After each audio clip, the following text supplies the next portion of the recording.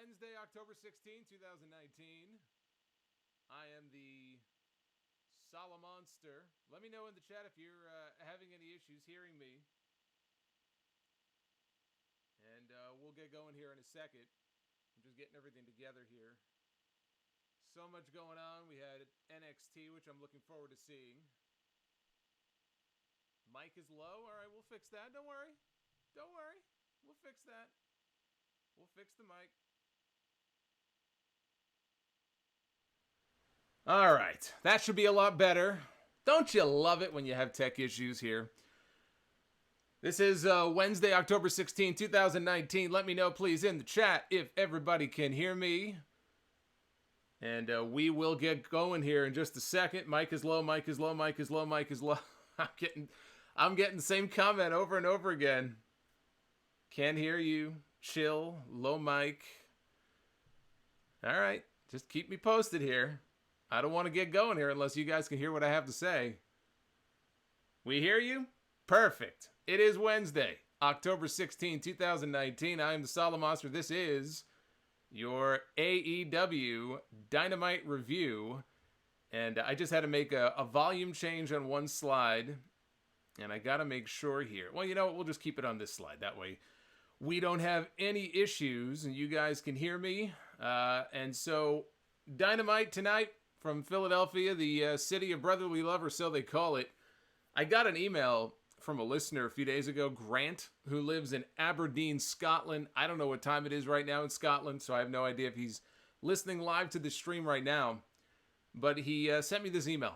He said, not sure if you've been made aware of the interesting developments in regards to AEW Dynamite being shown in the UK. As of last week, they now air on a Friday night at 10:55 p.m. on ITV4. The finish to Dynamite last week had a 5-minute overlap on the live start time of 1 a.m. with SmackDown on Sky Sports. The new time slot seems to be quite well received in the UK as compared to how it was before. So I don't know how many UK people we have listening live right now, and I do take Grant's word for it. But chime in and let me know. You know, is that a better slot? It seems like it's being bounced around an awful lot. I thought it was supposed to be in that ITV hub on Thursdays. Is that not the case? I mean, did that change? Now, all of a sudden, it's Friday night at 10:55. I don't know. You guys will let me know. We have somebody from Glasgow in the chat, so feel free to chime in here. Oh, and by the way, Super Chats are open. I know we already had one before the stream even started, so I want to give a shout-out to Casey is Raw. Thank you for the $2 Super Chat. Casey says, AEW had an awesome main event. Show was 7 out of 10 for me. You know what? I think that's fair. I think 7 out of 10 is a fair score. I might even go, 7.5 out of 10 for the show tonight. I thought last week was a better show overall. I just personally enjoyed it a little bit more. But God, I mean, when you look at some of these, and I don't even want to talk, honestly, about WWE, but when you see some of these shows that we've recently had, you learn to appreciate something like AEW. You learn to appreciate something like, even NXT. You learn to appreciate the NWA. And I am going to talk NWA. Since I'm all caught up, I decided we're going to make this what I'm calling an Elite Power stream. Here tonight, I'm kind of merging the two names. I'm merging the two shows. So when I'm done talking AEW, I will get into NWA Power, which I encourage everybody to watch. If you're missing the show, you're really missing out. It's a very easy hour to watch. I know there's a lot of wrestling in the week, but take my word for it, it is absolutely worth your time. Last week at the AEW taping, they taped matches for AEW Dark. Last night on YouTube, it debuted.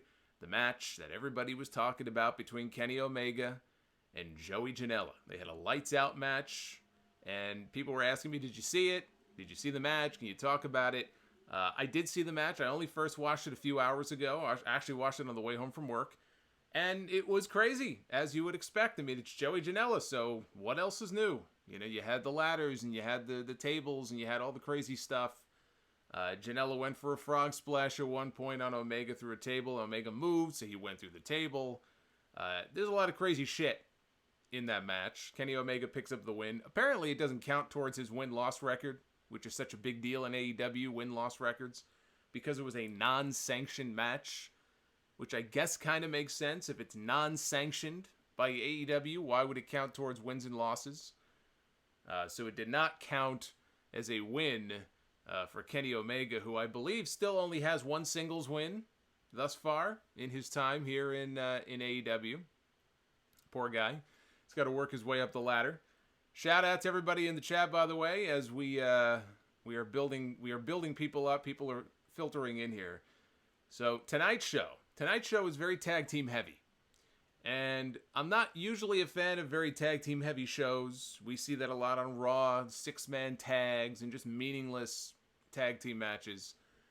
It's understandable here. I'll give them a pass. There is a tag team tournament ongoing, so obviously you're going to have a lot more in the way of tag team matches. And by the way, it was good to see Ted Turner enjoying the show tonight.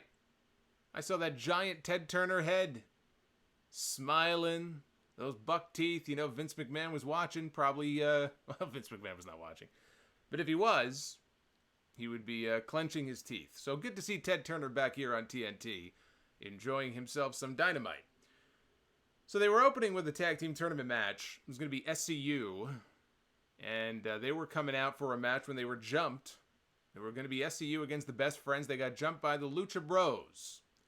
And they beat the piss out of SCU. They gave Daniels, Pentagon did, a package pile driver on the ramp.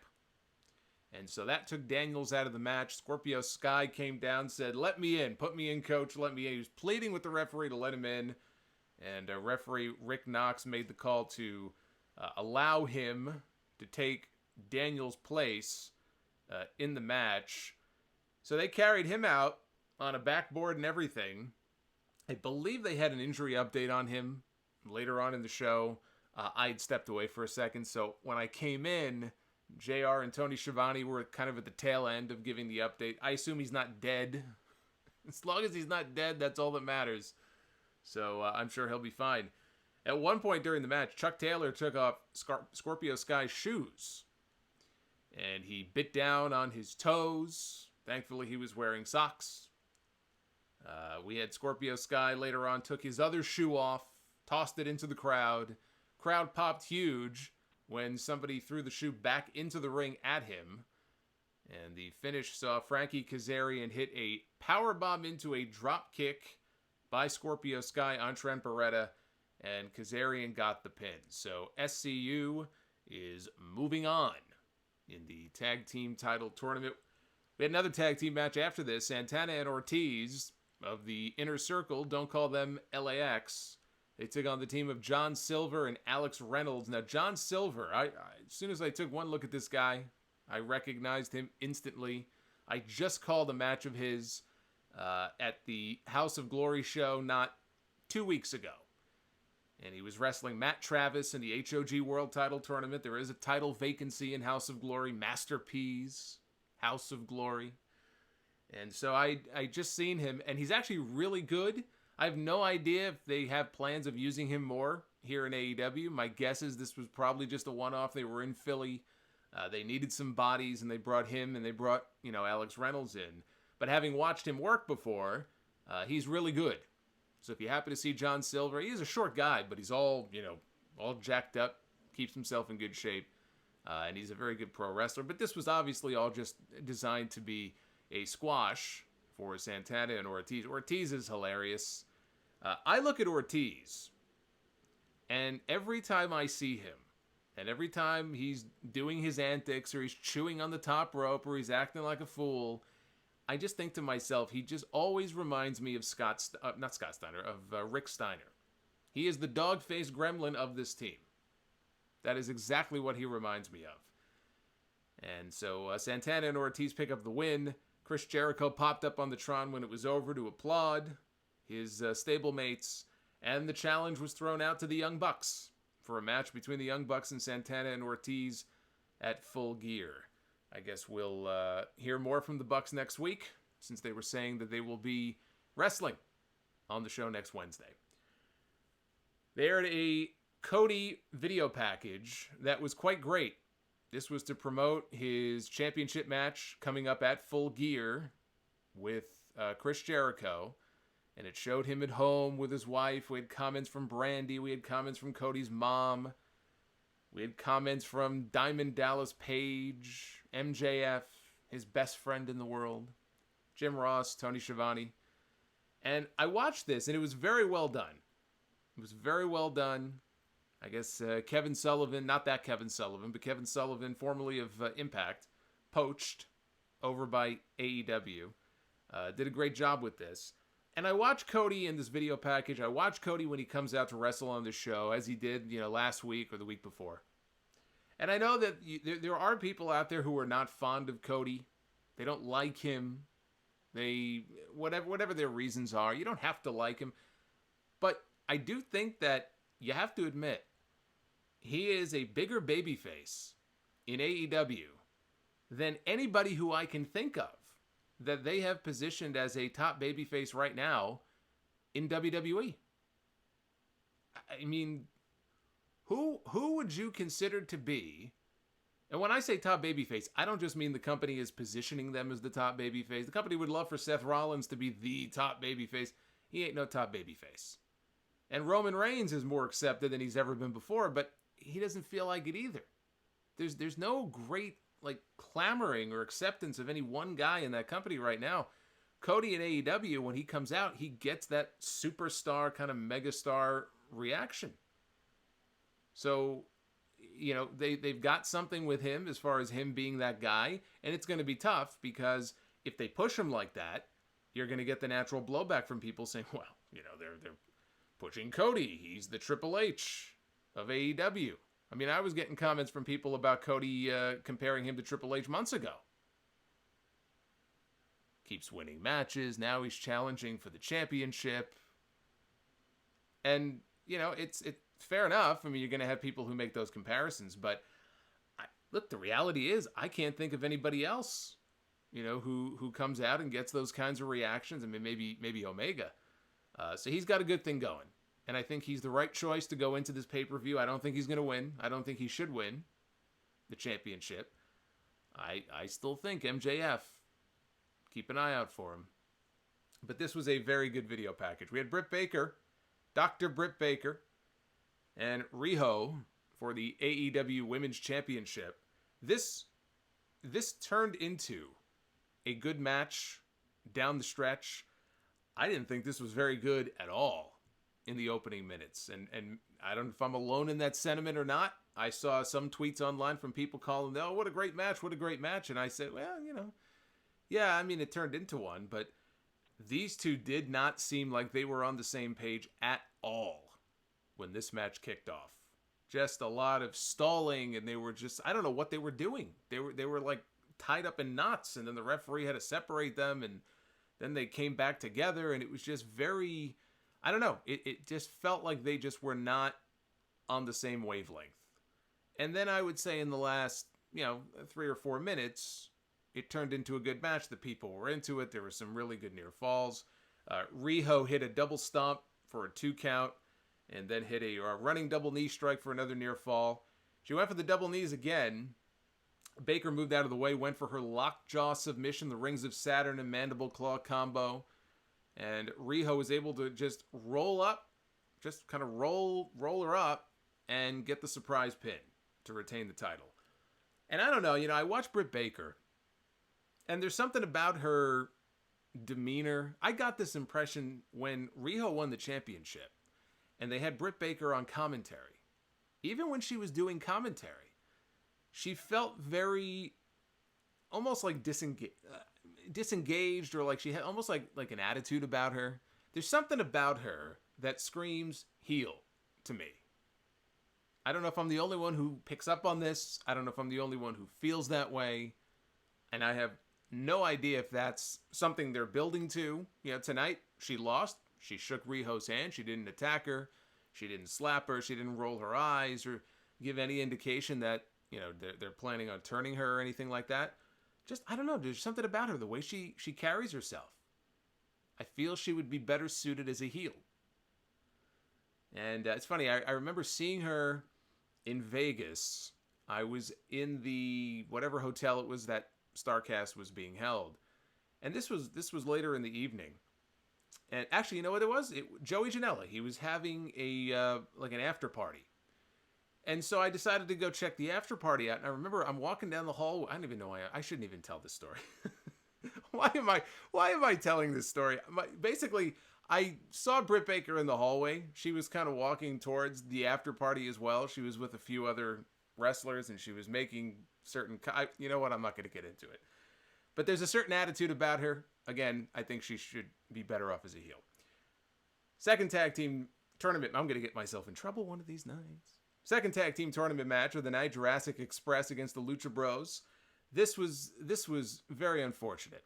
I am a big fan of the Lucha, or rather the Jurassic Express. I'm a big fan of the Luchasaurus. I know a lot of you are as well. I think this guy's got big things in his future. I had the Jurassic Express as my pick to win the entire tag team tournament. They were my pick. There were people after Private Party beat the Young Bucks. Oh, how can you? Of course it's going to be Private Party. They wouldn't put them over the Young Bucks unless they were going to win the entire thing. I said, nope. It's got to be the Luchasaurus, and it's got to be Jungle Boy. And then I go online earlier, and I believe it was PW Insider broke the news that Luchasaurus was injured. I don't know how he suffered the injury. On TV tonight, they said it was like a non-combat injury. Maybe he was in training. Maybe he slipped on a banana peel. Who knows? Apparently, it's a hamstring injury. I don't know if it's a torn hamstring, if it's pulled, if it's strained. I don't know the extent of it. They said on TV tonight he was at the hospital being evaluated. He didn't even make an appearance on the show. I assume because they just didn't want him to get physical. So if he's not going to get physical, why have him on the show? That sucks. That really sucks, because those two together are arguably the most over act in the entire company, even though we have yet to see them together on television. We've only seen them at the big shows, right? Double or Nothing, All Out. We have yet to see them really make their TV debut on Dynamite. So I was really looking forward to this. It sucks that he got hurt. So instead, they slipped Marco Stunt, who is the third wheel of this group. And they're very fortunate that they have a third member. They were able to slide him in there. Once I saw Jungle Boy in there with a teenager, I knew it was over. I knew my pick was ruined. I said, that's it. Pentagon and Phoenix are going to advance. And maybe they were going to advance anyway, right? The stuff with them in SCU. But I still would have had the Jurassic Express as my pick to go all the way. So this turned into an excellent match. I will say, I kind of suffer from the same thing that I know some of you do, which is as fun, and I think they call him Mr. Fun Size, as fun as it can be to watch Marco Stunt in there. You know, we're pushing the boundaries of believability here. I know we're talking about a team that has a giant guy in a dinosaur mask, so I mean you could pretty much throw realism out the fucking window here. But yes, it was even a stretch for me to buy into some of these spots with Marco Stunt. But as small as he is, doing a lot of the lucha stuff with Pentagon and Phoenix is just awesome. Phoenix, I would even say that Phoenix may well be the best in the business right now at what he does. When it comes to all of the flips and the dives and the moonsaults and the lucha moves and just all the things that this guy does. You know, it used to be Ricochet. Now I watch Ricochet on TV and I'm bored to tears half the time. I have no idea why. I'm sure Ricochet is every bit as talented now as he was 6 months or a year ago. These people go to Raw and all of a sudden they're boring. Phoenix can do things that very few people can do. Now he's going to kill himself one day, and he's already gotten hurt before. I fear for his safety. I fear for his life. Some of these moves that he does. But I knew this going back to Lucha Underground. This guy's incredible. So him working off of a smaller guy like Marco Stunt worked in this match, even though some spots were completely ridiculously unbelievable. It turned into a fun match. Thankfully, it was the correct outcome, which was the Lucha Bros beating the shit out of them and getting the win. And it will be the Lucha Bros moving on in the tag team tournament. Let me just take a pause real quick here. Take a look at some of the activity going on in the chat. Shout out to everybody joining live here on this Wednesday night. Ricochet to AEW, says Khalid Adam. No, I don't think so. I'm sure WWE has him locked down for a long time to come. They don't want to let a guy like him get away from them. Let's move on here. as we go to Kenny Omega. Yet another tag team match. Kenny Omega and Hangman Page against Jon Moxley and Pac. Moxley was stripped of his IWGP United States Championship in New Japan.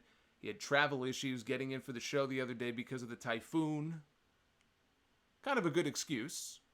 You know, it's a typhoon. Some flights may not be running, so he couldn't make it. So what'd they do? They stripped him. As far as I know, he is supposed to be wrestling at least one of the nights. I think it's January 4th in the Tokyo Dome at Wrestle Kingdom. Or at least that's, I believe, what he himself said months ago. We'll see. I guess we'll see what happens. Lance Archer is the new United States champion. We got happy birthday chants for Kenny Omega here at the start of this match. Kenny turned 36 today. I believe he said he signed a 4-year deal with AEW. This would have been earlier this year. So they got him until he's 40.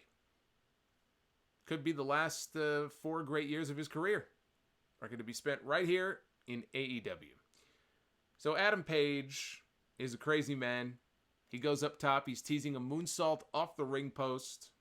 Jon Moxley shoves Page off the top, and Adam Page takes this unbelievably dumb bump off of the top rope down onto the edge of the ring apron. Back first, spine first. Just clipped the edge of the ring apron on his way down. Stupid. Cool to see, but stupid. So then it was basically Dive City. Moxley hits a dive, and Page comes back into the match. He did eventually hit that moonsault off the post, wiped everybody out. We had Kenny Omega hitting Pac with a buckle bomb in the corner. Standing shooting star press by Hangman on Pac. Moxley breaks it up. And skipping ahead here, we had Moxley hit the paradigm shift on Pac after flipping him off because Pac had the audacity. This is what Pac did. He had the audacity to take the weapons that had been introduced by Omega and Moxley, which would have gotten his team disqualified because this was not a no DQ match. Kenny had gotten the barbed wire broom. Moxley had gotten, I believe, the bat. Pac was having none of this. He collected the weapons before Moxley could use them. He dumped them outside. He got in his face. What are you doing? You're going to get us DQ'd. Moxley said, F you, flipped him off, hit the paradigm shift, huge pop, and he walked out. And with that, Pac was left all by his lonesome. Page hit him with the buckshot lariat. Kenny Omega followed up with a V-trigger. And Hangman pins Pac to win the match for their team. So now next week on Dynamite, it's going to be Jon Moxley one-on-one against Pac. And also next week, the next 2 tag team title tournament matches. It's going to be Private Party against the Lucha Bros, which should be, that's going to be unreal. And SCU against the Dark Order. So if you look at the brackets here, it looks like they're setting up for Lucha Bros and SCU in the final of the tournament. I would have to think with the Lucha Bros winning the tag team titles, if I had to take a guess. So then we get to Chris Jericho and Darby Allin. Philadelphia street fight for the AEW World Heavyweight Championship. Jericho comes out dressed up as the Painmaker. He's got the makeup, all the gear that he was wearing in New Japan.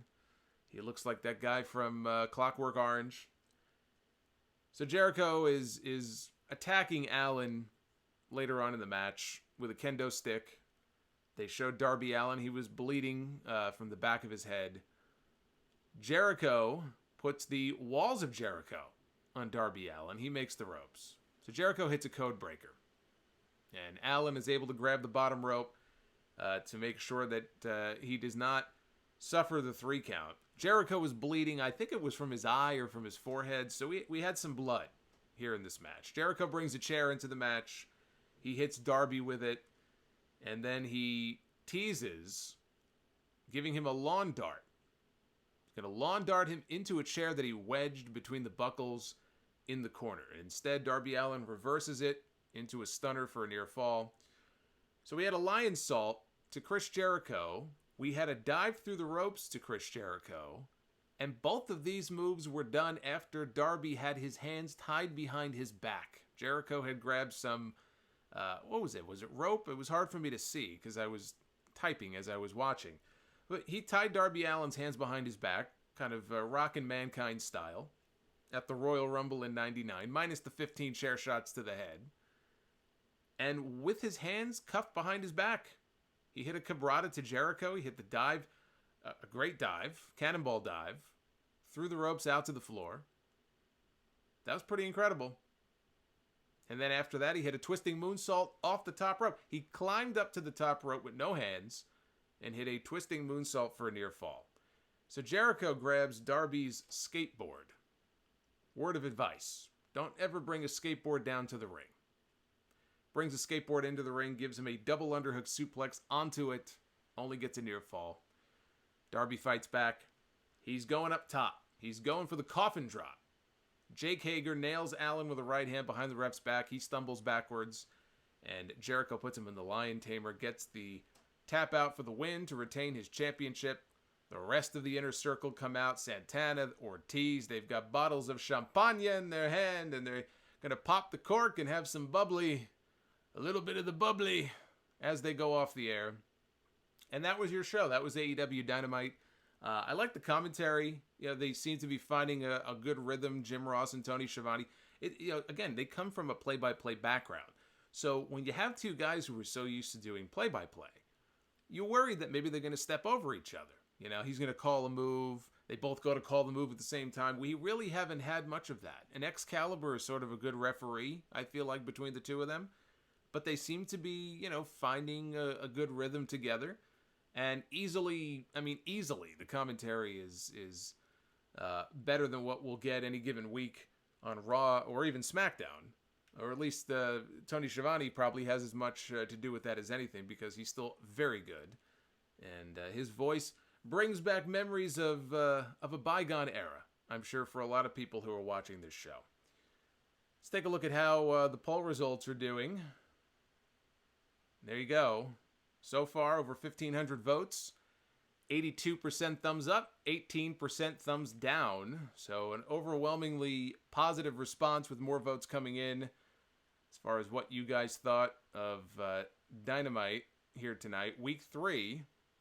As we move on to the 4th episode next week. Again, for anybody interested, Super Chats are open. I will read your message, since I finally figured out I need to have this separate window open here. So anybody who does send a message in, I'll be sure to read that.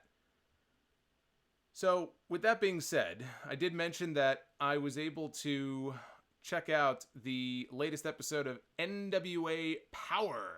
NWA Power, episode 2, which last I checked, about an hour ago, over 160,000 views and counting on the YouTube channel for the NWA, which is very cool. And in case you missed it, I had a 45-minute chat, 45-minute interview with David Lagana, the vice president of the NWA, who's been working side by side on this project now for over 2 years, with Billy Corgan, going back to their days together when they were first introduced to each other in TNA.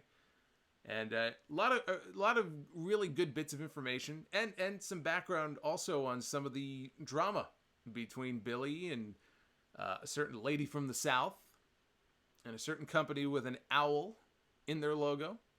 So some interesting information there. It's elsewhere on the channel. If you missed it, you can check it out when you're done listening to this review. They also are gearing up for their first live pay-per-view since starting the TV show. It's going to be called Into the Fire, which has officially been announced for December 14th.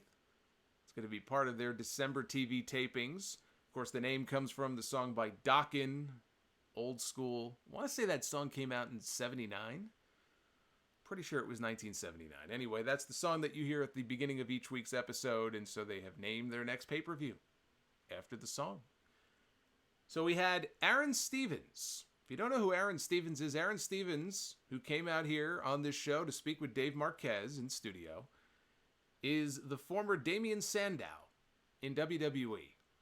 And when I talked to Lagana the other day, and I said to him, is there anybody that we should be keeping an eye out for? Because there's going to be a lot of different names, a lot that you guys would probably even know, who are going to be making their debut on the television show in the coming weeks. Is there any one guy I know you don't like singling people out, but come on, give me a name. Is there one guy we should watch out for? He said, watch out for Aaron Stevens.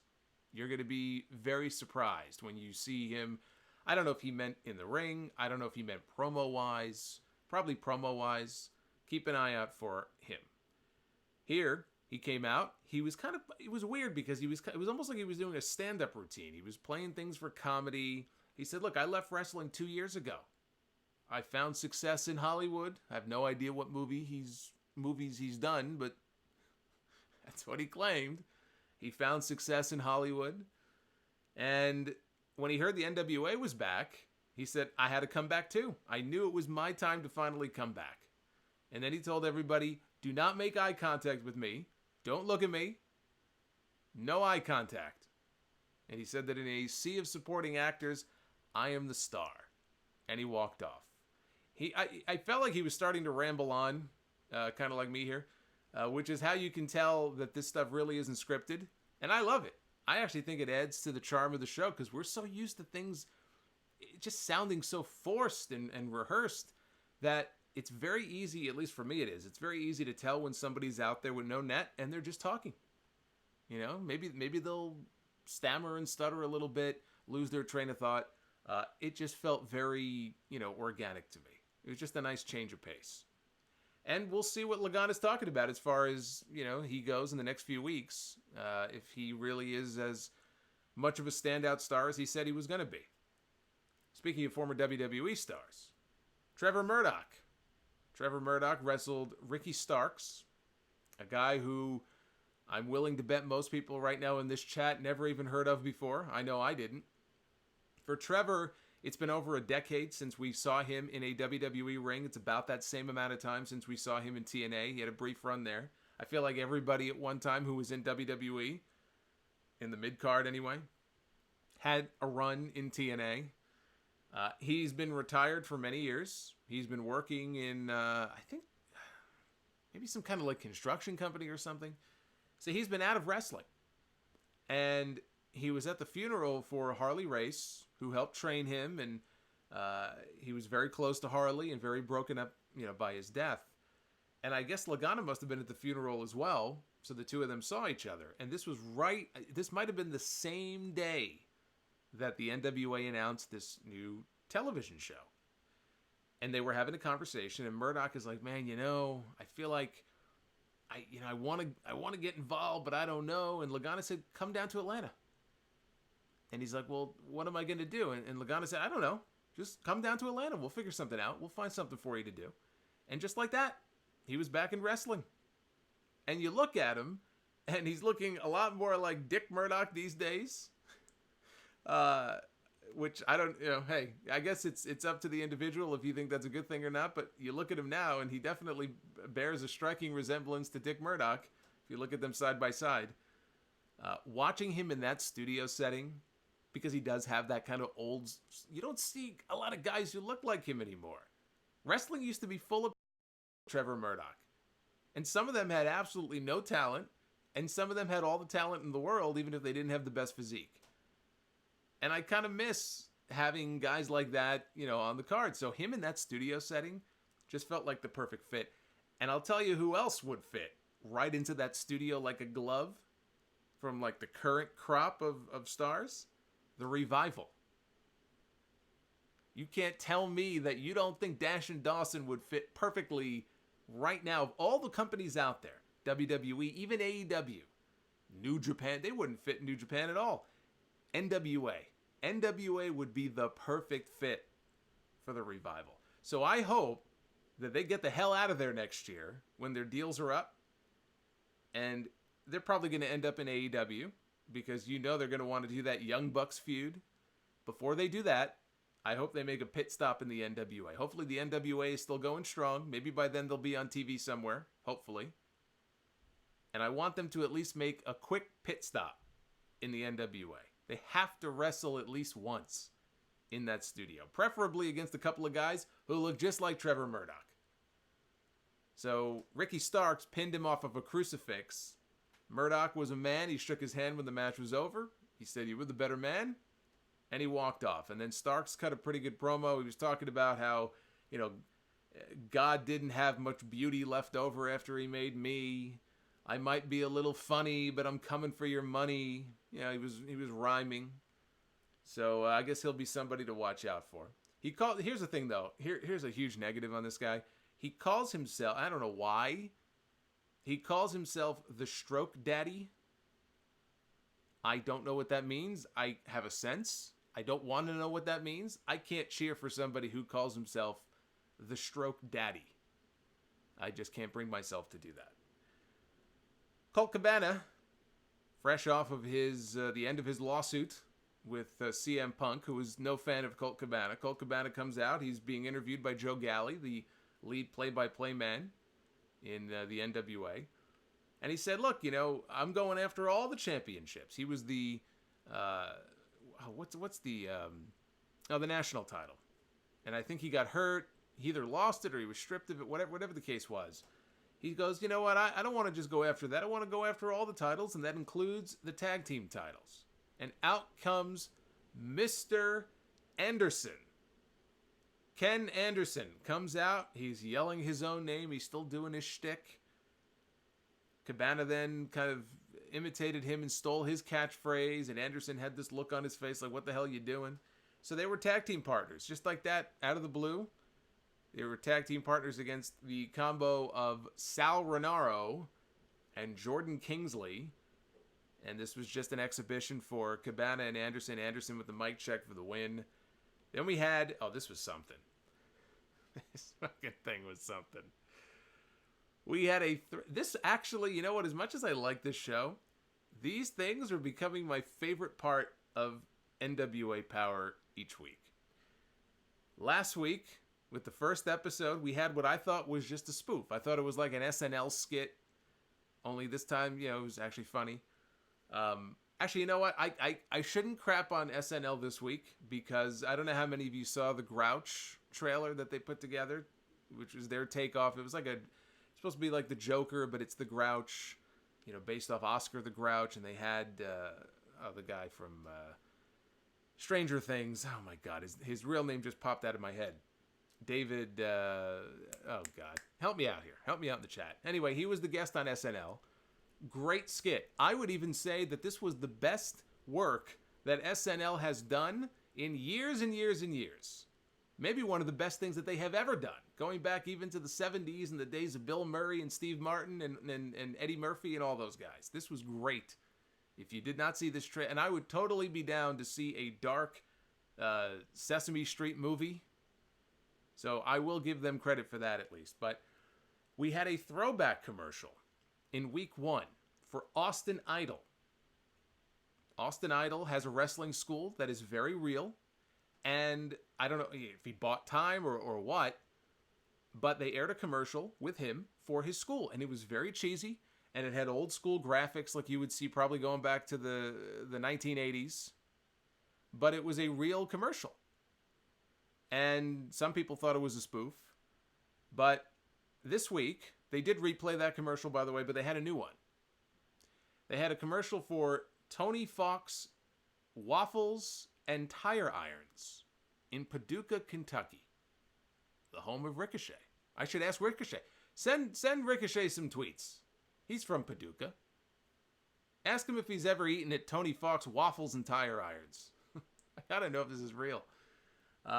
This one, I'm sure this was a spoof. But then again, there's a lot of weird shit in the South. No offense to anybody in the South. There's a lot of weird shit down there. Would you be all that surprised to come to find out that there is a place that sells waffles and tire irons? Because I wouldn't. But I'm pretty sure this was just a spoof. Tony Falk was a wrestler for many years. In fact, a little trivia note, he was one of the men who helped train Josephus, which is another name that you may recognize from the NWA.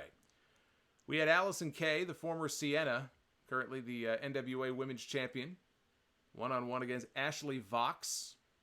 Non-title match. Vox hit a flying head scissors and a cannonball, but it was all for naught. Kay hit the Dude Buster for the win, and she cut a promo after the match was over, and she said, boy, your future is bright.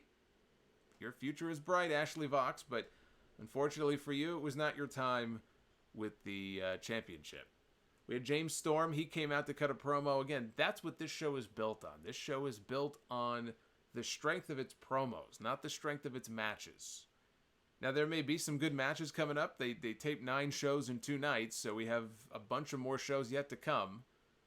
I'm hoping at some point we get some really good matches too. But right now they're building characters. They want to build these people up, and then you can pick and choose who you like and who you want to get behind. I think it's smart. And what helps them is they have people in this company who can talk. They've got a Nick Aldis, Eli Drake, even Tim Storm. How old is he, 53? They're telling a great story with Tim Storm. James Storm, he's a good talker. Eddie Kingston. So they got some good guys down there. But James Storm comes out. He is the national champion. And he was talking about, what it's like to be a real man, unlike everybody else in the back. Eli Drake comes out. He's trying to stir the pot a little bit. Nick Aldis is ducking you. I don't know where this is going. I don't know if they're building a feud, maybe an alliance between these two. Obviously, they're building to something. Main event was the wild cards. Bram. They don't call him Bram here, but he'll always be Bram to me. Bram and Royce Isaacs against Eddie Kingston and Homicide for the NWA Tag Team titles. The match only went, 6-7 minutes? It was fine. The Dawsons ran in to cause the match to be thrown away. They beat down Kingston and Homicide. Show ended with a interview earlier in the day. Joe Galli sat down with Nick Aldis and with Camille, the lovely Camille, who is together with Bram, in case you were wondering. Little bit of information there for you. So they're building a story here where Camille never speaks. And Joe Galli, he wants to know, how come you never let her speak? And Aldis takes exception to this and says, when have I ever not let her speak? She can speak whenever she wants to speak. Go ahead, ask her a question. I'm not stopping her. And finally he gets to ask her a question and she doesn't answer. So again, they're building to something here. It's almost like it reminds me of a Randy Savage Liz type thing, where it's different in that Savage was kind of overprotective of her, but anytime anybody wanted to talk to Elizabeth, Savage would flip out. You don't talk to her, you talk to me. So that's kind of what this reminds me of a little bit. Galli, to his credit, as far as like a babyface announcer goes, he didn't back down. He's not afraid of his own shadow, like a lot of other announcers, the way they're built up these days. He's asking the tough questions. Look, I've won Emmy Awards, he said. I've won Edward R. Murrow Journalism Award. And he is. He is actually a real news reporter out of San Antonio. He's got a news background. But the way they set this up, I thought this was very well done. Again, Aldis just carries himself like a world champion. He fits the part. So that was the show. That was NWA Power Week 2. As the champion, they continue to give him and Eli Drake and some of the key people some airtime. We're going to be seeing other names in the weeks to come. Melina, any Melina fans out there? Melina's going to be making her debut on NWA TV in these next few weeks. The Rock and Roll Express.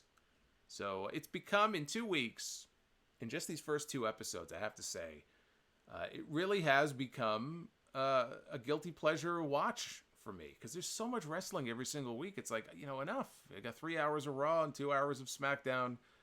Tonight, you got AEW every Wednesday head-to-head with NXT. And at what point do you just say, well, there isn't enough time in the week? So I watched the first show not really expecting much.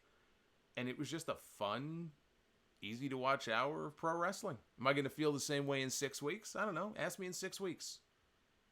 But right now, I'm enjoying the hell out of this show. It's just different enough in its presentation that I can appreciate it for what it is. And clearly a lot of you guys feel the same way also, because I've seen almost universal praise for the show. Let's take one more look here at where things stand with this AEW poll for this week.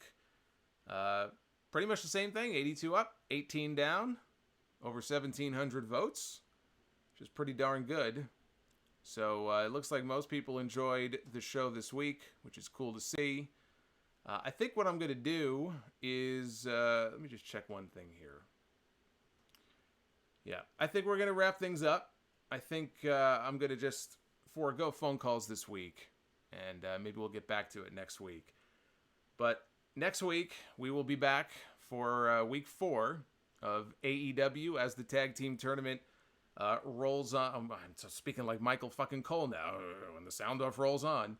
This tournament rolls on next week. I believe in 2 weeks is when the finals take place, unless they're holding off until the pay-per-view. I don't know if they've specified when the finals are going to be taking place, but we are heading very soon to the conclusion of the tag team tournament, and then I guess we'll have all of our champions sorted in AEW. We've got a world champion, we've got a women's champion. I don't know if they're going to be introducing a secondary title. I don't think they have to right now, but at some point in the next few months, I feel like they should. What they call it, I don't know. I almost feel maybe it's like an homage to WCW on the Turner Networks. Maybe they do like a television title. I feel we have like the North American title in NXT. We have the national title in the NWA, Intercontinental title in United States Championship. I think we need to get away from that stuff and maybe a television title. And every TV title match has a 10-minute time limit or something like that. I wouldn't be against that. But I think at some point they're going to have to, as NXT did, they're going to have to introduce some kind of a secondary championship. At least I think they should. Let me know what you thought of the show. I'll be scanning the chat for a few minutes here after I end the stream, shooting the shit with some of you. You can still vote in the Twitter poll. It is up on my Twitter page, @Solomonster, if you want to give that a vote.